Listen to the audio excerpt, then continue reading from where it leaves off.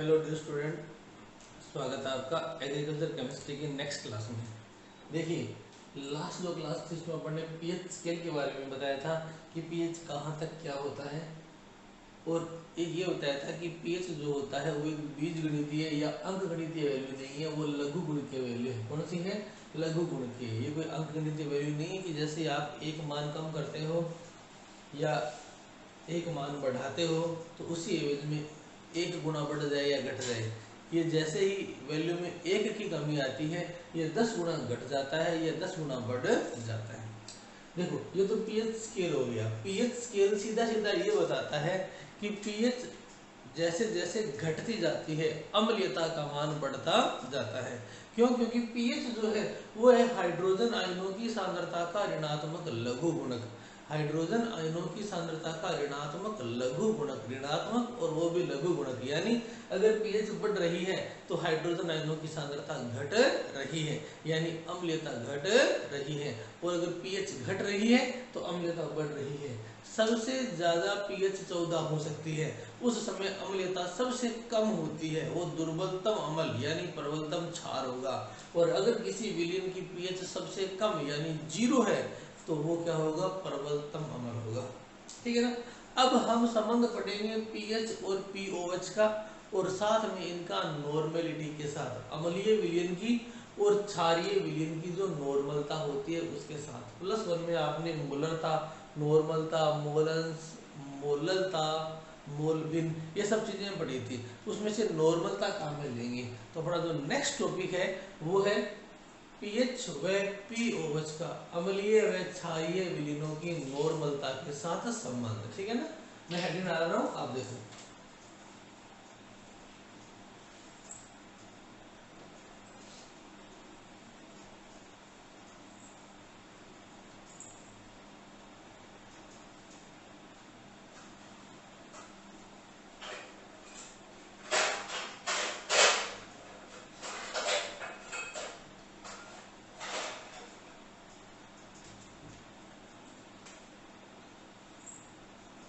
PH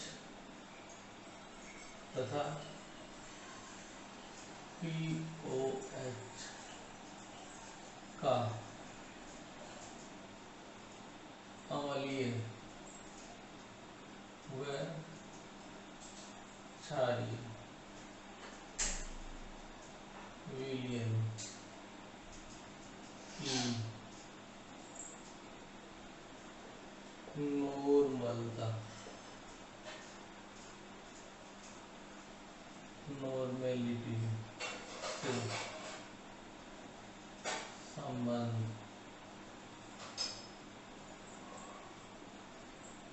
pH तथा pOH का अम्लीय व क्षारीय विलयन की नॉर्मलता से संबंध। पीएच तथा पीओएच का अम्लीय व क्षारीय विलयन की नॉर्मलता से संबंध। ठीक है ना। देखो, हम क्या करेंगे, तो एक विलयन लेंगे और उसकी पीएच देखेंगे कितनी है। जिसकी पीएच पता चलेगी उसकी पीओएच भी देखेंगे, अम्लीयता की नॉर्मलता कितनी है वो देखेंगे, और क्षारीयता की नॉर्मलता कितनी है वो देखेंगे। ठीक है ना। तो इस हिसाब से अपन एक ऐसा रिलेशन बनाते हैं, एक टेबल बनाएंगे जिसमें पहला कॉलम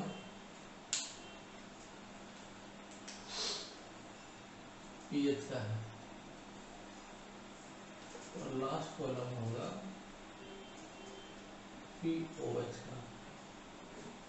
पहला कॉलम किसका है? पीएच का, और लास्ट कॉलम किसका होगा? पीओएच का। इसके साथ साथ ये बताता है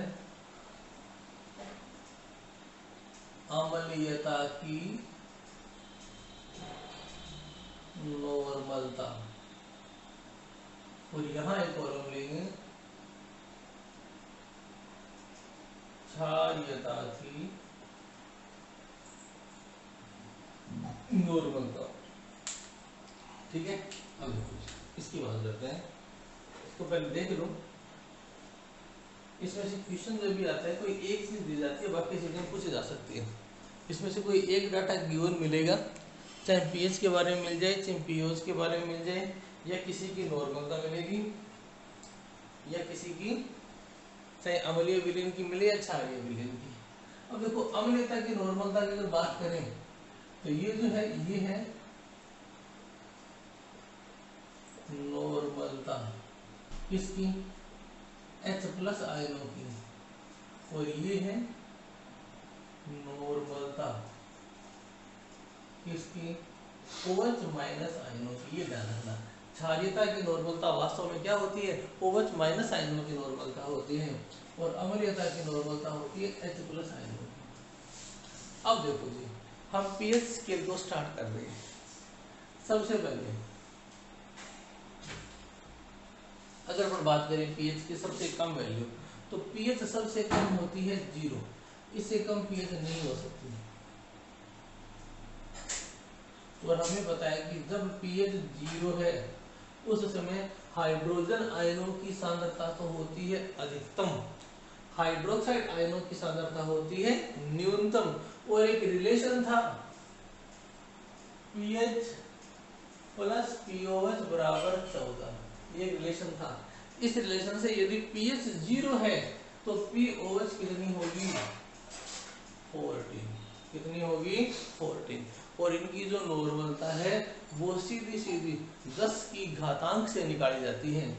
यहाँ जो भी वैल्यू है वो 10 की घातांक पे लगा दो, 10 की घातांक पे लगा दो, अपने पास वैल्यू आ जाएगी। और घातांक लगानी क्या है, ऋणात्मक, ठीक है ना। देखो इस चीज को याद करने की जरूरत नहीं है, अपने को क्या करना है, सीधा सीधा एक फॉर्मूला लिखना है कि हमें 10 की घातांक लगानी है। इस वैल्यू को 10 की घातांक लगाओ और वो भी ऋणात्मक।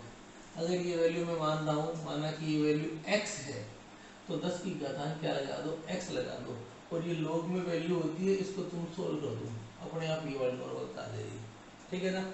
तो देखो जी हमने क्या किया, इसकी वैल्यू 0 थी तो 10 की घातांक 0 लगाई, 10 की घातांक क्या लगाई, 0 लगाई। अब 0 था, 0 log 10 आ जाएगा। उस स्थिति में इसका मान जो आएगा, log 10 की वैल्यू क्या होती है, 1 होती है, तो इसकी वैल्यू आएगी 1, क्या आएगी 1। जब पीएच 0 है तो अम्लीय विलयन की नॉर्मलता क्या है, 1 है। ये इस कंडीशन में सर्वाधिक होती है, अधिकतम होती है। और जब ये 1 है, इधर इसका देखो ये क्या है 14, चलो जी निकालो 14, 10 की घातांक अगर 14 है और वो भी क्या लगानी है, माइनस की, तो सॉल्यूशन क्या आएगा 0.02 3 4 5 6 7 8 9 10 11 12 13। ये है दोनों के नॉर्मल का ध्यान रखना।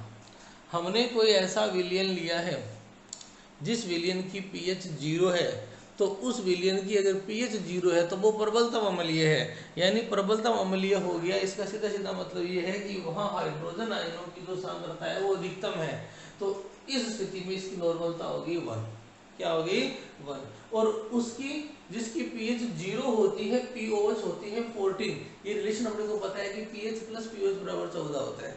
और नॉर्मलता निकालने का सीधा सा तरीका होता है कि अगर अम्लीय विलयन की नॉर्मलता निकालनी है तो इसकी पीएच को 10 की घातांक लगा लो, और अगर क्षारीय विलयन की नॉर्मलता निकालनी है तो इसकी पीएच को 10 की, इसकी पीओएच को 10 की घातांक लगा लो, और 10 की घातांक लगानी है हमेशा माइनस में। यदि हमने 10 की घातांक -0 लिया तो देखो 0 तो प्लस माइनस 1 ही होता है, तो 10 की घातांक 0 का मतलब होता है 1, और 10 की घातांक -14 ले तो वैल्यू आ जाएगी, ठीक है।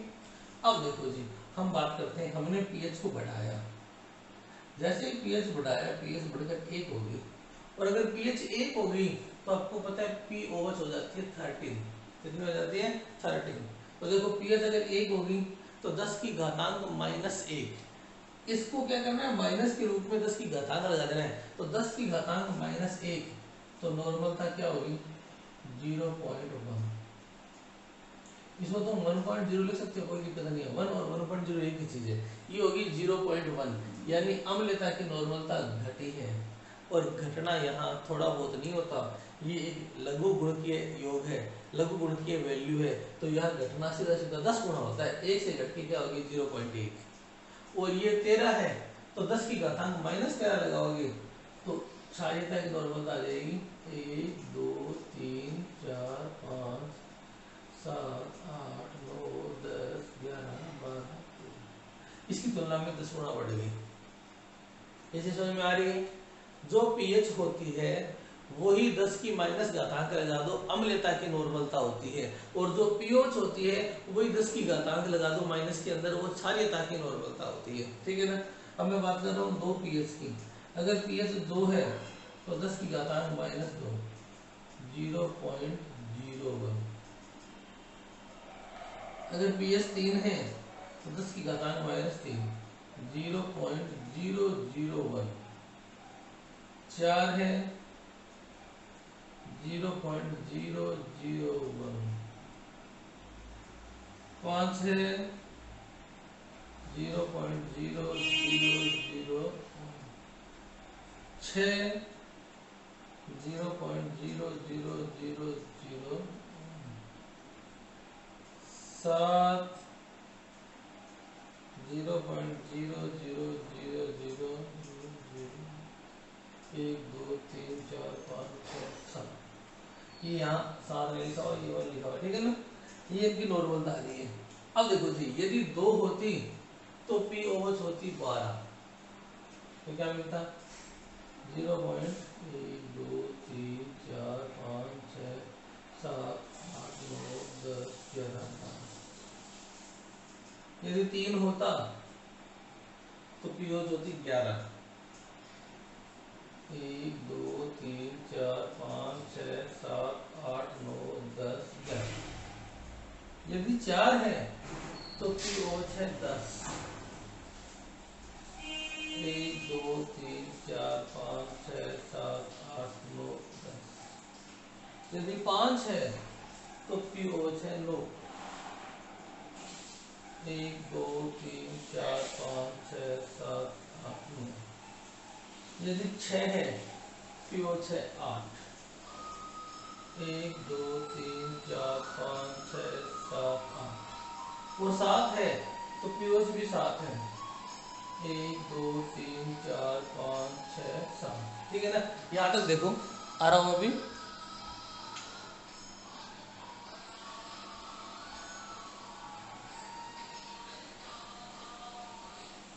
हेलो, बढ़िया सर। हाँ हाँ, अच्छा जी।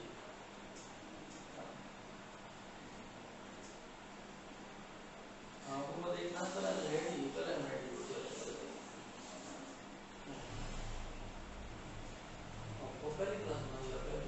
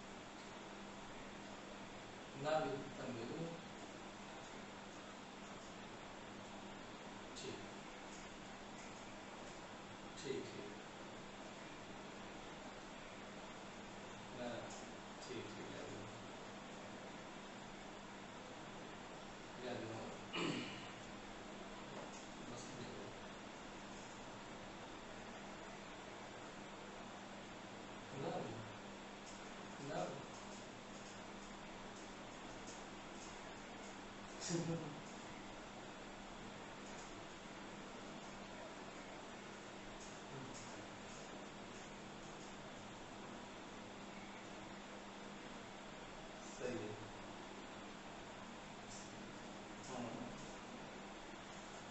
सीधा सा आपको बताओ।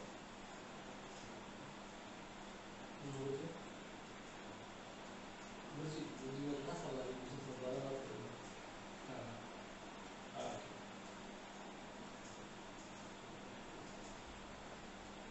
हाँ देख लिया, पहले इसको उतार लो, ठीक है ना। अपन ने क्या किया, 7 pH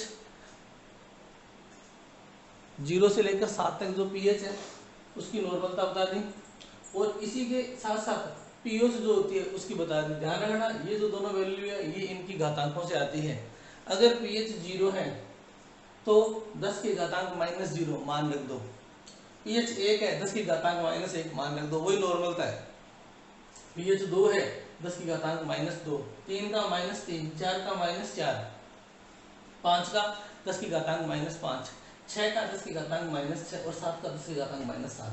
अब इसी के साथ इधर वाला पलटता जाएगा। अगर ये 0 है तो वो 14 हो गया, ये 10 है तो वो 4 हो जाएगा, ये 9 है तो वो 5 हो जाएगा, ये 5 है तो वो 9 हो जाएगा, और इधर ये वैल्यू आ जाएगी। तो ये हाइड्रोजन आयन की सांद्रता के हिसाब से नॉर्मलता है, और ये हाइड्रोक्साइड आयन की सांद्रता के हिसाब से क्या होगी, नॉर्मलता। तो तुम क्या करो, एक टेबल बना दो और इस टेबल को लंबा चलने देना है, क्योंकि मैं तो मिटो के बना दूंगा, आपको इसके नीचे चलने देना है pH 0 से लेकर 14 तक का, ठीक है ना। ये काम कर लो, करो फटाफट।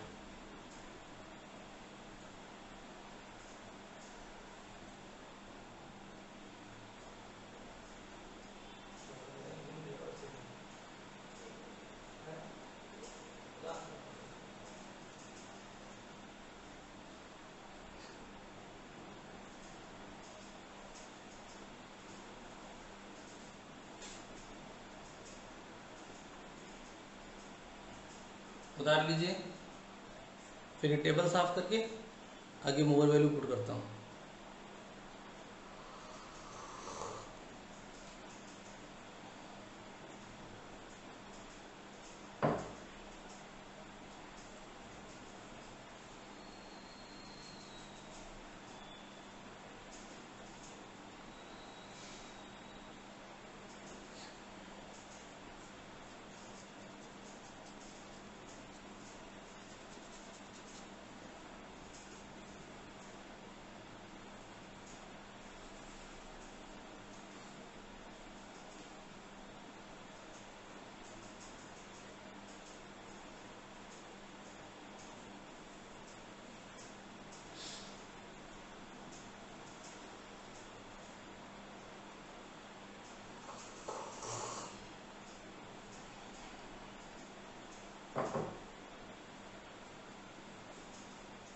उतार लो फटाफट।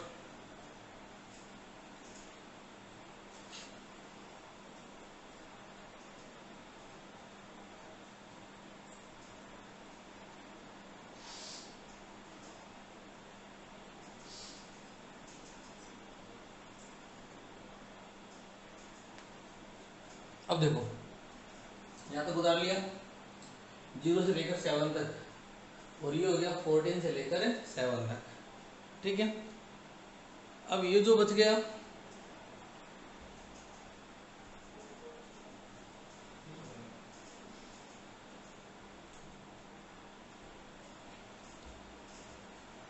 अब इसकी वैल्यू बढ़ाते जाते हैं।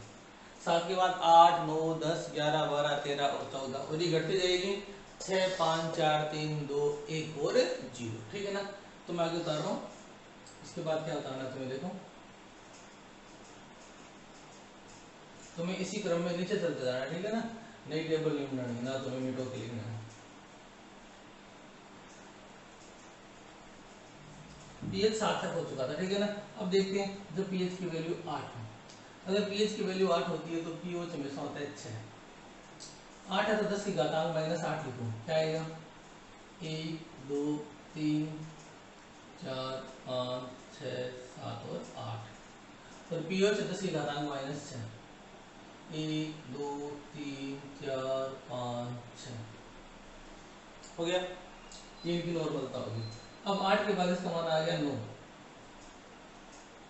10 की घातांक -9, 1 2 3 4 5 6 7 8 9, ये 9 है तो ये वैल्यू आएगी 5।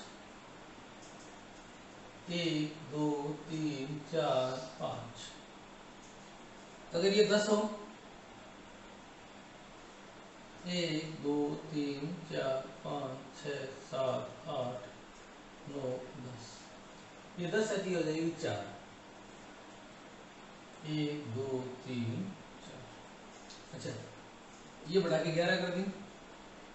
1 2 3 4 5 6 7 8 9 10 11।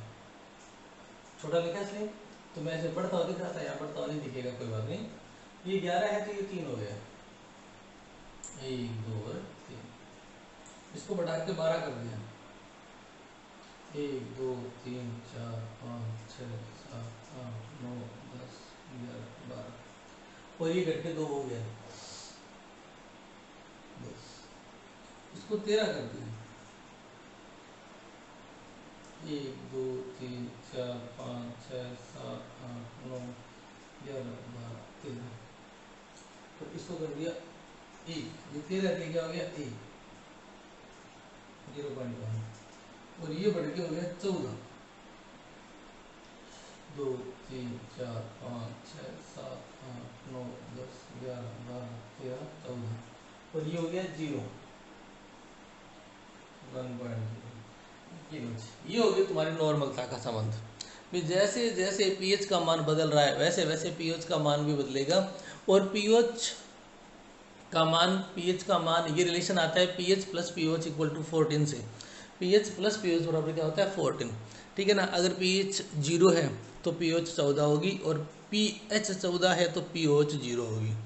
इसके बाद अपन क्या देखते हैं कि देखिए पीएच जितनी होती है, जिस प्रकार से बढ़ती जाती है, उसकी हाइड्रोजन आयनों की जो नॉर्मलता है विलियन में, वो उसी एवज में घटती जाएगी। पीएच बढ़ने पर हाइड्रोजन आयनों की नॉर्मलता घटती जाती है, हाइड्रोक्साइड आयनों की नॉर्मलता बढ़ती जाती है, और पीओएच बढ़ने पर हाइड्रोक्साइड आयनों की नॉर्मलता घटती जाती है, हाइड्रोजन आयनों की नॉर्मलता बढ़ती जाती है। अब देखो हाइड्रोक्साइड आयन की नॉर्मलता सर्वाधिक होती है 1.0। ये सर्वाधिक कब है? जब पीओएच न्यूनतम है और पीएच अधिकतम है। और हाइड्रोजन आयन की नॉर्मलता 1.0 तब आती है जब पीएच 0 होती है और पीएच क्या होती है 14, ठीक है ना। तो इस बात का ध्यान रखना है, इस रिलेशन से हमेशा एक क्वेश्चन आता ही आता है। तो तुम इस टेबल को कंप्लीट कर लो। टेबल कंप्लीट करने के बाद ये जो पीएच का कंसेप्ट है वो ये यहीं बंद हो जाएगा।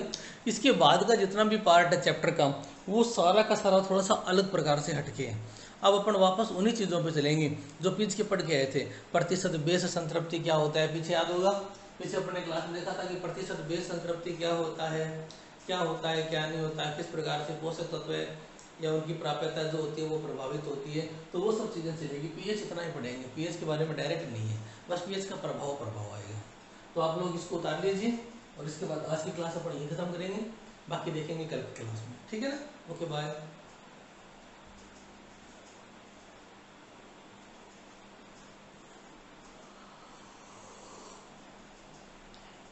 इसको उतार लेना पूरी टेबल को, एक साथ बनानी है पूरी टेबल, पीछे वाली और ये दोनों।